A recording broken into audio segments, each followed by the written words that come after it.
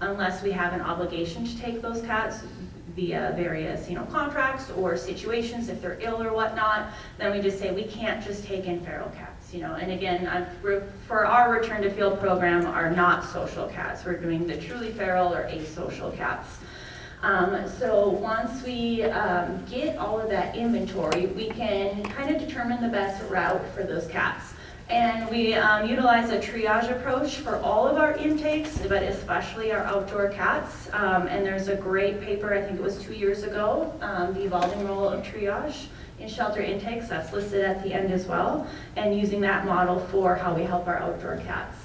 So once we get our inventory, if there's a few, say it's a group of 10 to 12, and there's 2 or 3 super friendly ones, we're gonna schedule them for surrender. Like that's an immediate way to decrease that size a little bit. And then we're also going to schedule the feral ones for surgery as our resources allow us to.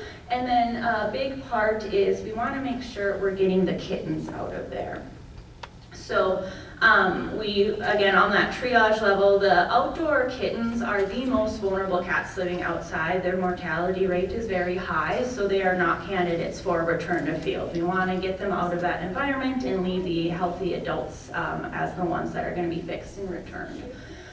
So it's just, forced weaning is not ideal. I think most of us know that. However, in some cases, when this is a truly feral mom and they're not able to, people kind of supervising these colonies aren't able to get them at the perfect time, that 6 to 8 weeks time. We sometimes do recommend a little bit on the earlier side so that we want them to be healthy and we don't want to take them away from mom too early, but we don't want to wait too long. Even if we get past that 8-9 week mark, it takes a lot more work to kind of reel them back in socially.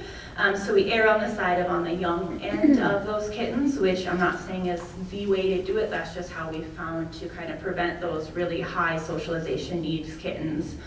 And then for people who are calling us about them, okay, this feral cat just had kittens a week ago, great. When mom's not around, once we hit about 2 weeks, start talking to those kittens. If mom's gone and you see them, talk to them, touch them, start that socialization process early, because that's going to be key as well. If we wait too long for these kittens, they're going to be a lot harder to get into our adoption programs and into their adoptive home. And then don't forget about the mom, because how many times have we had the same repeat offenders, not offenders, but the same people. Oh, yep, I got another litter for you. I have a donation of kittens for you. Well, I have another one 3 months later. Okay, let's get mom. We need to prioritize trapping and fixing that mama cat outside who keeps having them. So back to the basics. So trapping a cat, I'm not going to talk a lot about the best ways to do this, but there's a lot of resources out there. If anybody hasn't done any educational sessions with the Community Cats podcast, they have a lot of really good tips and tricks on how to get out there and how to do large-scale trapping events, down to the size of the trap and what models they like best, and how to mobilize community volunteers. They have a lot of really great resources. But going back to trapping, we want a larger one. Please don't use the ones that the tomcat can barely fit in, because they're going to be in here for a little while.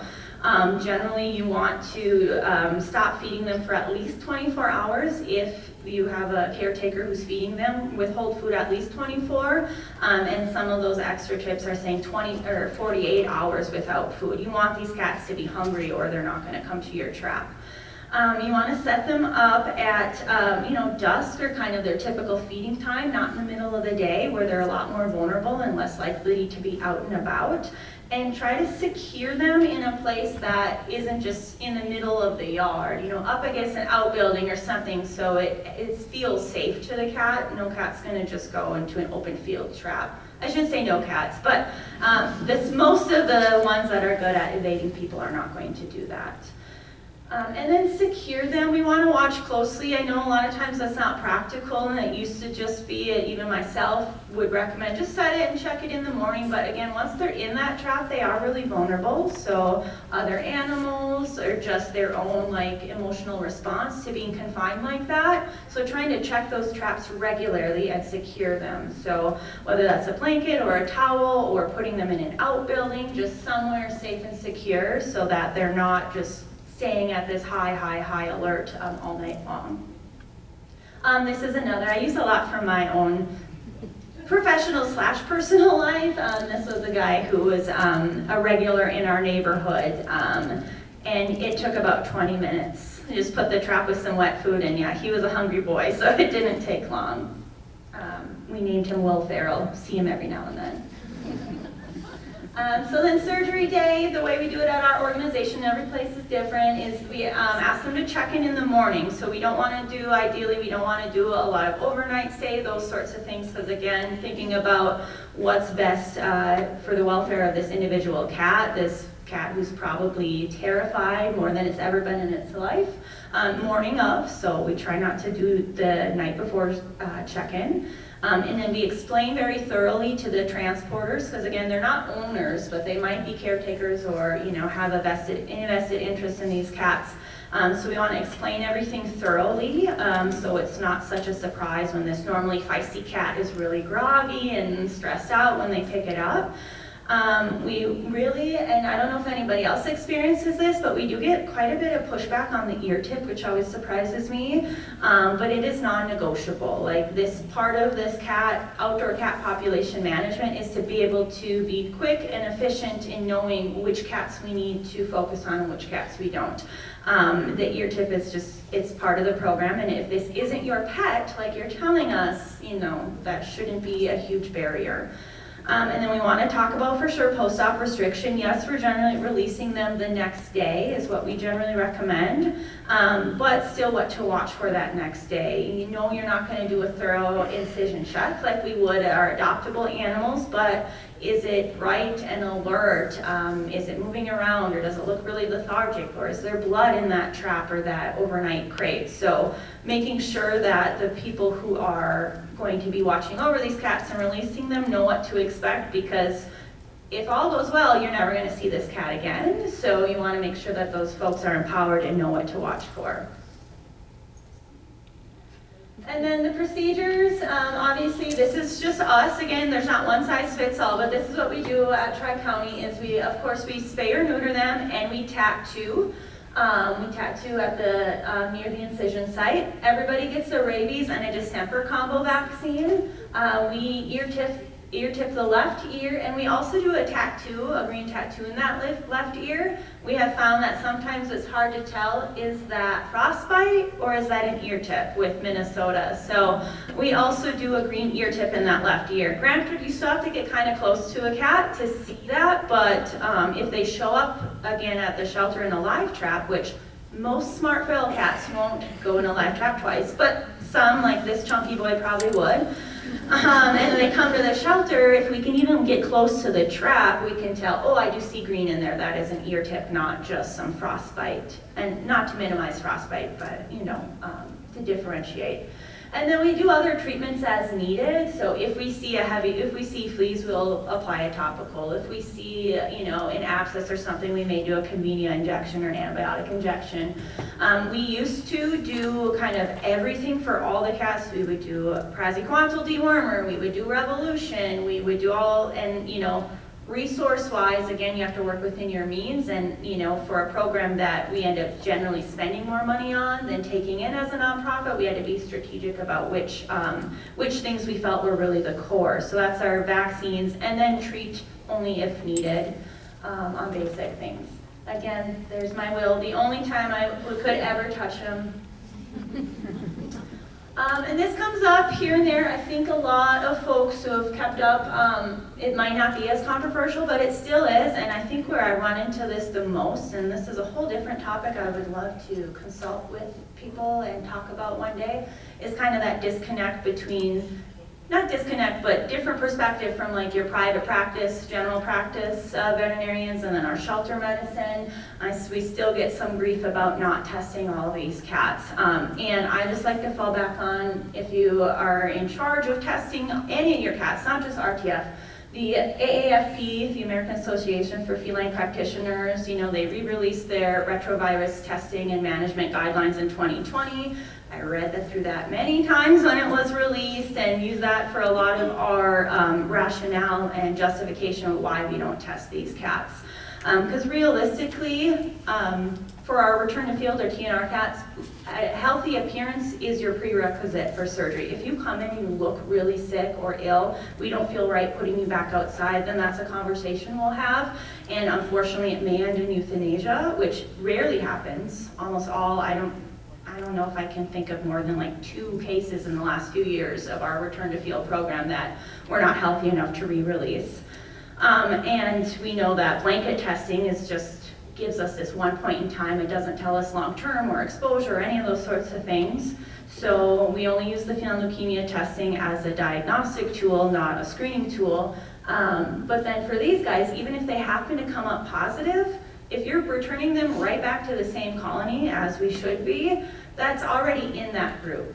So even if they end up FELUC positive, that colony has FELUC in there. If it appears healthy now and it's thriving, putting it back as an altered cat is going to decrease the spread because of fighting, mating, those sorts of things. So we don't test everybody. If we think they're sick enough to test, then we probably don't think they're healthy enough to re-release. So just like to make a note on that because it does come up still quite a bit.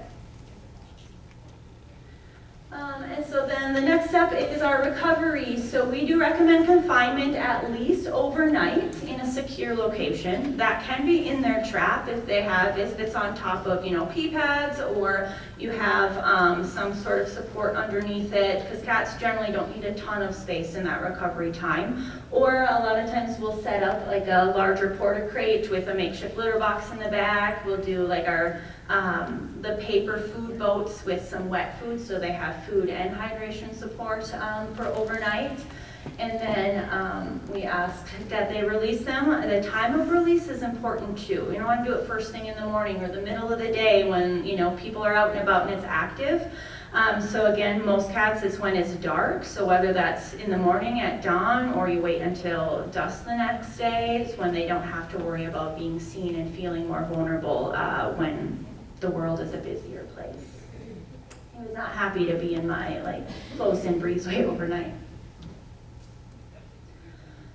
And then circling back to the overall cat population management, is there are times when return is not an option. So sometimes it's not feasible based on the house or the property itself. We've had the outbuilding burned down. Okay, yeah, your home is no longer there. Or we've also had folks who they sold their house, they've sold their property, and the people buying said, heck no, those cats need to leave before we move in. So there are times we have to recognize where returning is not an option. An alternative is our working cat program, and I don't know, how many of you do working cats? Or you look for like a shop or a barn home? Awesome. Do you have, is it easy to find homes for them? If it is, please tell me. I would love some more help with that, because they end up staying longer than we would like. But that's great. If you have good options for it, really you can beef up that program. So we do have our working cat adoption program, but where we can improve and would like to, and we have some literature that we send home with them, but really stressing the importance of that acclimation period. We need to equip the people adopting these cats with the tools to help keep them around and healthy. And we know we can educate, and what happens outside our doors happens outside our doors, but we do still sometimes, I let them out and they never came back, and we don't want that either, which it's not serving the goal that the person adopting this working cat was looking for, and it's not the best interest for the cat. Is it a better alternative than had you been euthanized? Sure, probably, but again, just trying to do really well to make sure that these are successful adoptions, because even though they're just outside cats, this is still, an adoption, a bond between a person and their new cat. And then we just like to remind people, and this goes back to that kind of triage and screening at the beginning, lengthy confinement of a feral cat is not humane. It's not okay. And that's why we really need to think about all these different options. Like, yes, I would love to do return to field for everybody. And also, what can our working cat program look like? Are there ones that are on that more friendly side, potentially socialized? If it's a truly feral adult cat, socialization is very difficult. And again, is it the most humane thing? Maybe, maybe not, depending on the situation. And then we also take all that into account with the health of these cats. If they are high stress and they're staying for lengthy times, just like the dogs, we see our long stay dogs, that behavior declines, their emotional health declines, and that happens to these cats too. So we need to do everything possible to prevent those things. Another topic that comes up, which I totally understand, is that the cat welfare concerns.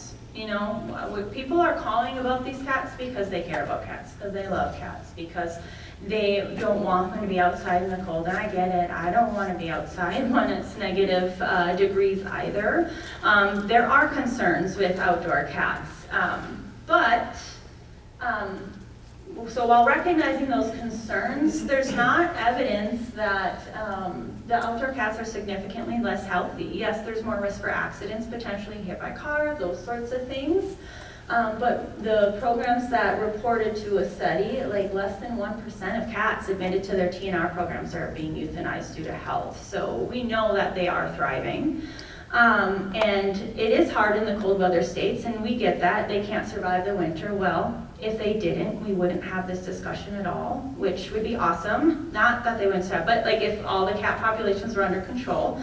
But this is where those kittens come into play, or those young, the sick, injured, and the kittens are the ones we do really need to pull them out of there right away, out of those environments.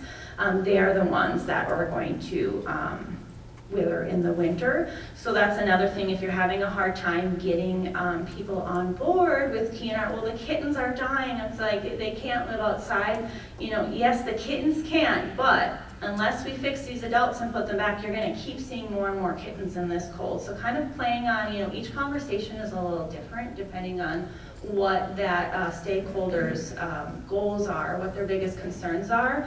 And it's not about, shifting or trying to be sly about it. It's like listening to what people's concerns are and addressing them